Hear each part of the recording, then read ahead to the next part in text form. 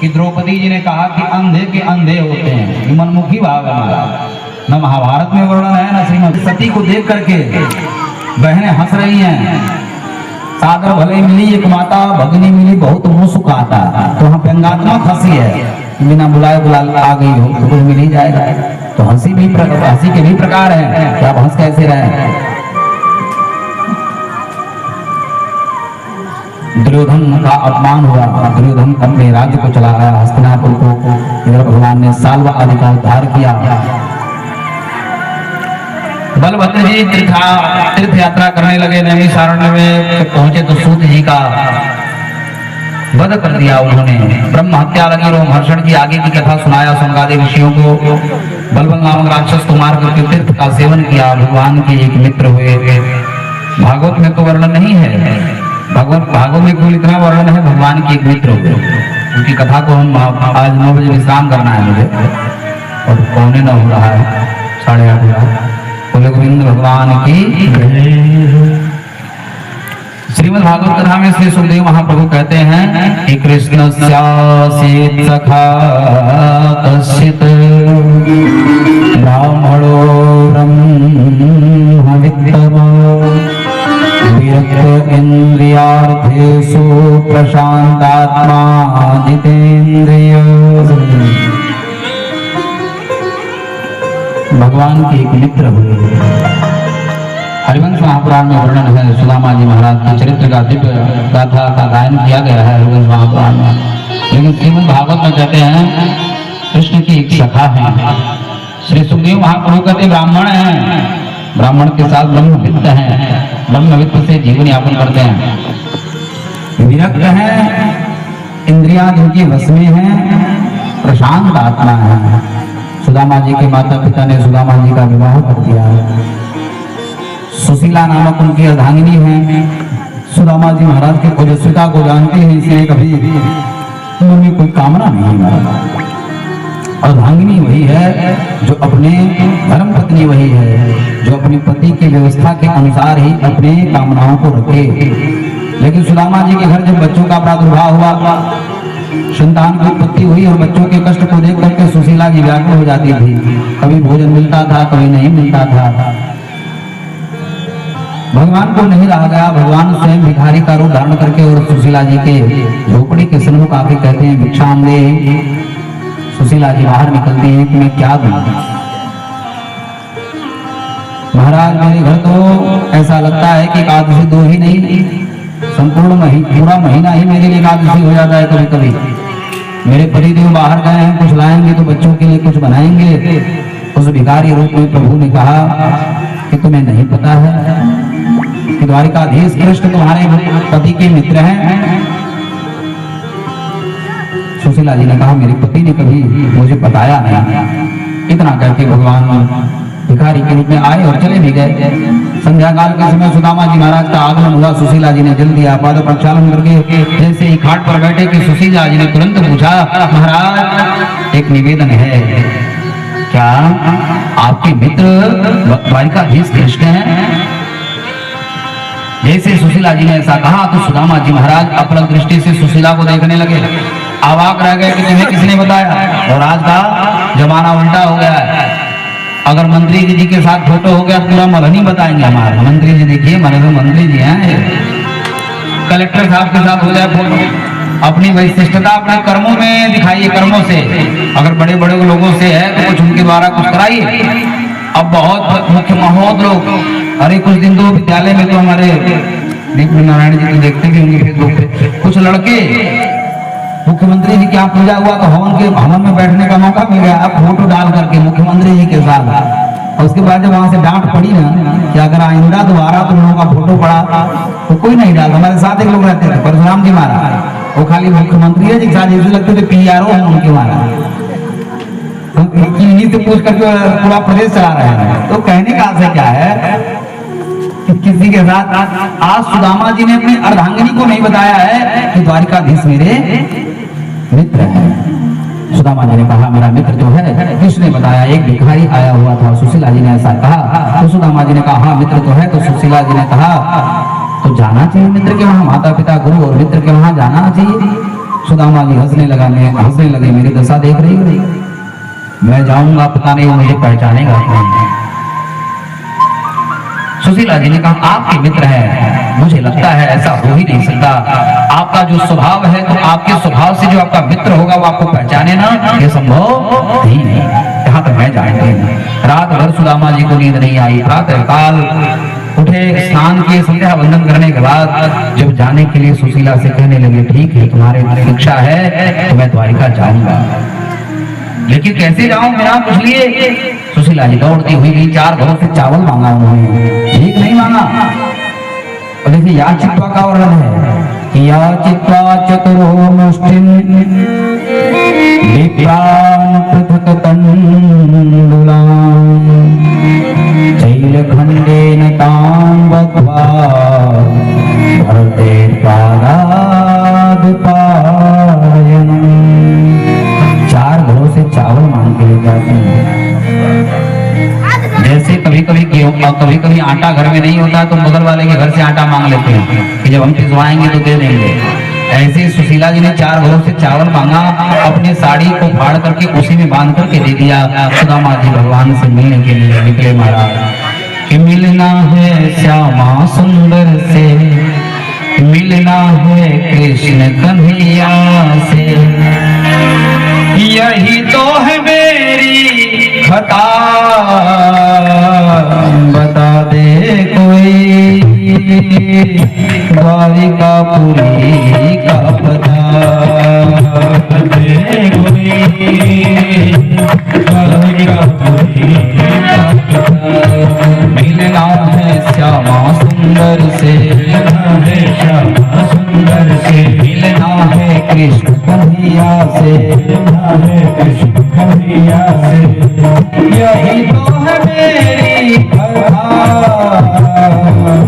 बता दे कोई द्वारिकापुरी का पता, बता दे कोई द्वारिकापुरी का पता, बता दे कोई द्वारिकापुरी का पता, द्वारिकापुरी का पता। भगवान से मिलने के लिए जब निकले तो मार्ग में एक बैलगाड़ी को लेकर के भगवान आ गए। जैसे हम लोग आज जा रहे थे लहड़ा मैया का दर्शन करने तो हम लोग को भी बैलगाड़ी में लेना है। हम लोग अपनी गाड़ी से करे और बैलगाड़ी में बैठे, बहुत दिनों बाद मिला था बैलगाड़ी। अब जो चलाने वाले थे उन्होंने सोचा कि इनोवा से उतर के बैलगाड़ी, हमने कहा इनोवा तो मिल जाएगी, बैलगाड़ी नहीं मिलेगी। अब बढ़िया हम लोगों ने वीडियो बनाया ताकि दिखाएं कि ये भी एक गाड़ी हुआ करता था। जब हम लोग पढ़ने जाते थे तो बैलगाड़ियों के पीछे पीछे दौड़ते थे महाराज। वो बचपन के आनंद की अनुभूति जीवन में अन्य किसी भी समय नहीं हो सकती महाराज, जो बाल्यकाल का आनंद है। तो सुदामा जी महाराज के लिए भगवान स्वयं बैलगाड़ी वाहक बनकर के आए, सुदामा जी को बिठाया और द्वारिका के सन्निकट छोड़ दिया। द्वारिका के मणि में जब द्वार को देखा, जाने की इच्छा नहीं बन रही है, पता नहीं पहचानेगा कि नहीं पहचानेगा, लेकिन फिर विचार करते हैं पत्नी से मैं क्या कहूंगा, मैं झूठ बोल सकता नहीं। सुदामा जी जब उस मणि में द्वार के मध्य प्रविष्ट होते हैं और द्वारिका वाले जब सुदामा जी महाराज को देखते हैं तो कोई कहता है कि लगता है कोई भिखारी आया हुआ है, कोई कहता है मुखमंडल के तेज को देख के तो नहीं लगता कि भिखारी हो, लगता है कोई महापुरुष है, कोई कहता है कि लगता है कोई महात्मा है, कोई कहता है कोई लगता है त्यागी है। अपने अपने अनुसार सुदामा जी के प्रतिभाव सबका बन रहा है। एक ने कहा अगर भिखारी होगा तो कुछ लेके आएगा ही, नहीं होगा तो जैसे आया है जैसे जा रहा वैसे आ जाएगा। किसी से पगान झगातन पे और पाव उपान को नहीं सामान, पूछत दीन दयाल को धाम, बतावत आपन नाम सुदाम।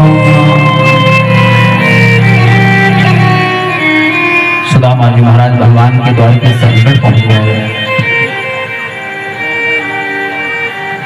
वाड़ी में कंपन है, द्वारपाल से कहते हैं कि जाओ कह दो आपका बाल सखा सुदामा आया हुआ है।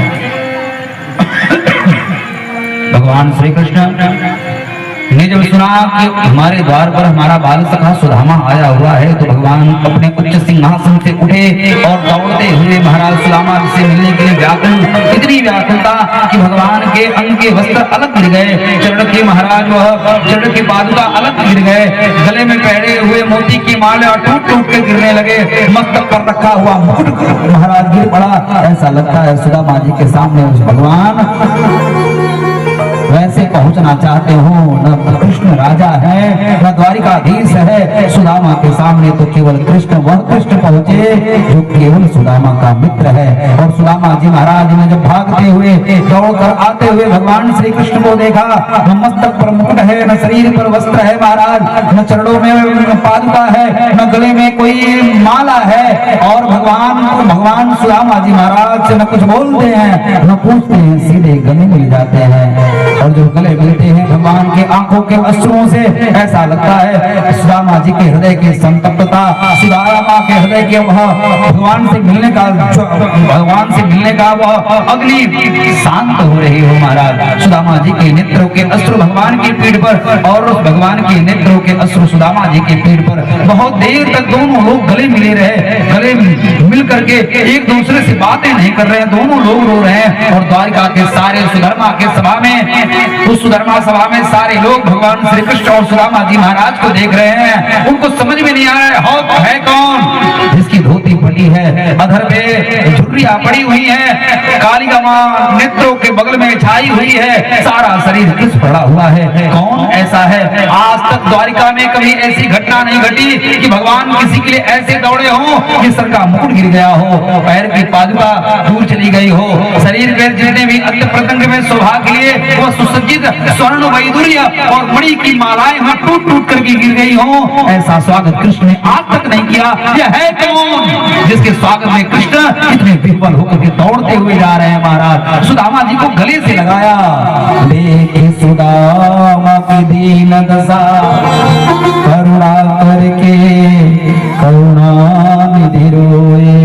रोते हुए सुदामा जी ने देखा कि मुझे तो लगा था मेरा मित्र पहचानेगा नहीं, ये तो पहचाने की तो बात क्या कहें, मेरा मित्र तो मुझसे अत्यधिक प्रसन्न है। मुझसे मिल करके सुदामा जी के हाथ को पकड़ लिया और हाथ को पकड़ के सुदामा जी को लेके वहां पहुंच रहे सुधर्मा सभा के सारे सेनापति, महामंत्री, वसुदेव और उद्धव जी महाराज, सात्विक जी महाराज, भगवान के अनुयायी जितने हैं, सारी रानियां, देवकी, रुक्मिणी, सत्यभामा, कालिंदी, सबके सामने भगवान ने जिस सिंहासन पर आज तक द्वारिका में केवल श्री कृष्ण बैठते थे, उस सिंहासन पर भगवान ने सुदामा जी को बिठा दिया। और जब सुदामा जी को बिठाया, अपने चरणों में बैठ करके जब चरण धोने लगे तो रुक्मिणी मैया समझ गई ये कोई साधारण नहीं है, यह कोई साधारण नहीं है। भले ही हम इसके विषय में न जानते हो, भले ही हमें न पता हो कौन है, लेकिन निश्चित है जिसके चरणों को भगवान ने पकड़ लिया है उसका सेवा हमें भी करना चाहिए। और रुक्मिणी मैया बाएं साइड, कालिंदी मैया दाएं साइड पंखा झड़ने लगी।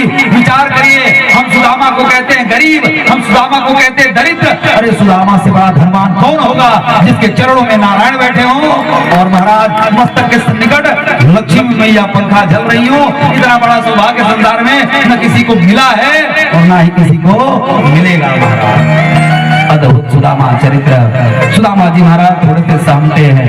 भगवान श्री कृष्ण ने पूछा, मित्र विवाह हो गया? सुदामा जी मुस्कुराते हैं। भगवान ने कहा, मैं समझ गया तुम्हारा विवाह हो गया। सुदामा जी ने कहा, कैसे समझ गए? बोले, मुस्कुरा रहे हो, अगर विवाह नहीं हुआ होता तो खुल के हंसते, खुल के हंसते, जैसे हमारे शुक्ला जी के जो छोटे बालक हैं खुल के हंसते हमारा। अभी विवाह नहीं हुआ है, जब हो जाएगा तब पता चलेगा हमारा मुस्कुराहट हो जाता है। भगवान ने पूछा, मित्र तुमने अपने विवाह में हमें नहीं बुलाया? बुलाना चाहिए था। सुदामा जी ने कहा, इस गरीब का विवाह होगा वही बहुत बड़ी बात है, लेकिन मित्र तुमने विवाह किए कि नहीं? कन्हैया ने कहा, हमने तो बहुत विवाह किया, जितने देख रहे हैं संख्या ना सब हमारी पत्नियां। इतनी कितनी पत्नियां? बोले 16,108। सुदामा जी ने कहा, तो तुमने हमें क्यों नहीं बुलाया? अरे चलो हमने एक विवाह किया, तुम्हें नहीं बुलाया। अरे तुम 16,108 की किसी विवाह में बुला लिए होते हैं, तुमने किसी विवाह में नहीं बुलाया। तो कन्हैया ने कहा, देखो मित्र जैसे तुम्हारी व्यवस्था रही थी कार्ड छुपवाने के लिए, तुम इसने कार्ड नहीं छुपवाए और हमें कार्ड छुपवाने का मौका नहीं मिला महाराज। इसलिए विवाह में तो दोनों लोग हम लोग बराबर हैं। सुदामा जी महाराज अपने मित्र को पाकर अत्यंत प्रसन्न हैं, भगवान श्री कृष्ण भी प्रसन्न हैं। अचानक सुदामा जी के आंख में दबे हुए मणि वो चावल की पोटली को भगवान ने देखा। मित्र छिपा रहे हो, मेरी भाभी ने मेरे लिए दिया है कुछ।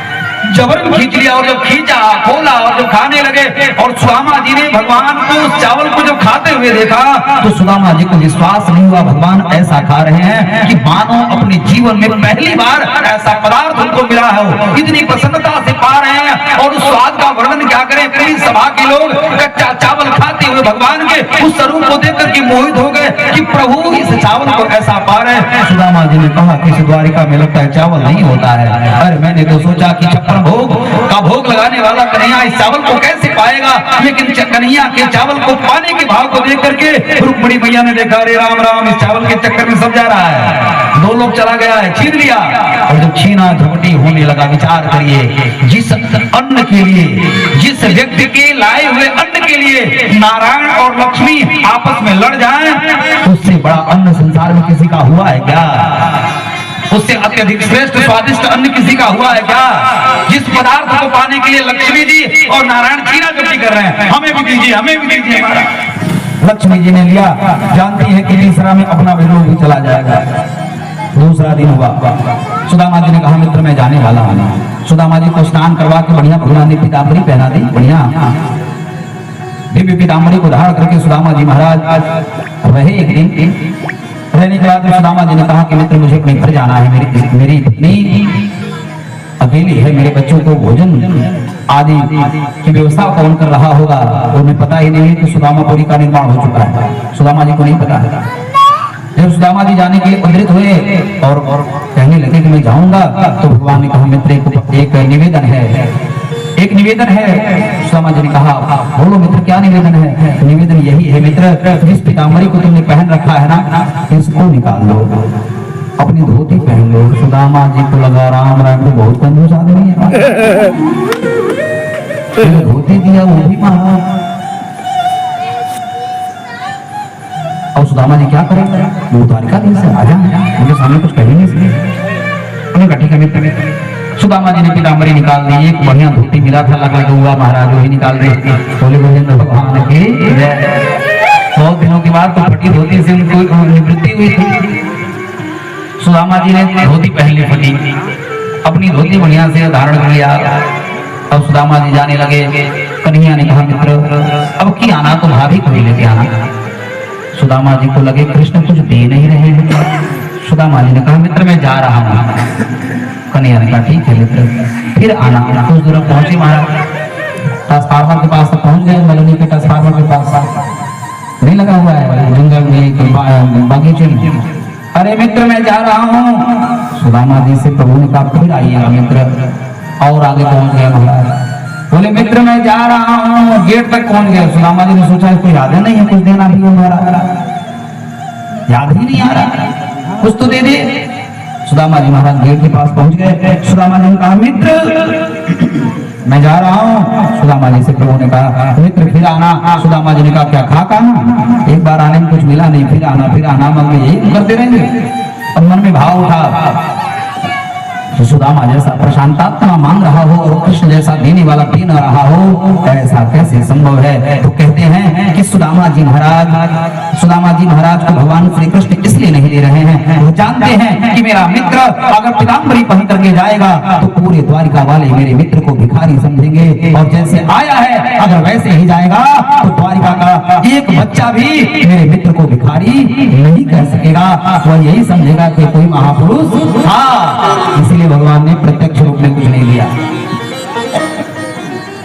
और सुदामा जी इसलिए मांग रहे हैं कि मित्र हमें कुछ नहीं चाहिए, लेकिन मैं जब घर जाऊंगा और मेरी पत्नी देखेगी कुछ नहीं लेके आए हो तो मेरे मित्र का अपमान मेरी पत्नी करेगी, तो मेरे मित्र का अपमान मेरी पत्नी न करे। इसलिए सुदामा जी मांग रहे हैं महाराज। लेकिन जब पहुंचे सुदामापुरी बनी तो महाराज